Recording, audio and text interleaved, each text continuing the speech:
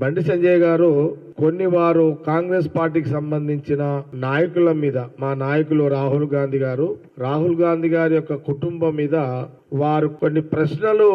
వేయడం జరిగింది. నేను ఆ ప్రశ్నలకు కొంత అంటే వారికి అవగాహన గురించి, బండి సంజయ్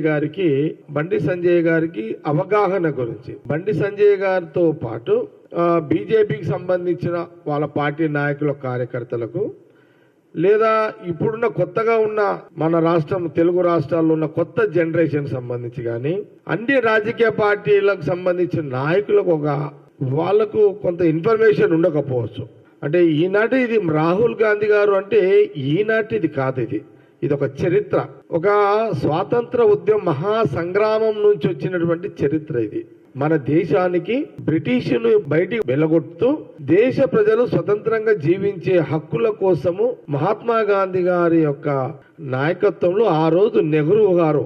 జవహర్లాల్ నెహ్రూ గారు ఆనాడు ఆ సంగ్రామం, దేశ ప్రజల కోసం మొదలైన ఆ సంగ్రామం, స్వాతంత్ర సంగ్రామంలో నుంచి వచ్చిన కుటుంబమే ఈ రాహుల్ గాంధీ గారి కుటుంబం. ఇప్పుడు మనము ఈ సుదీర్ఘంగా ఆనాటి నుంచి ఇప్పటి వరకు వారు అన్నారు, బండి సంజయ్ గారు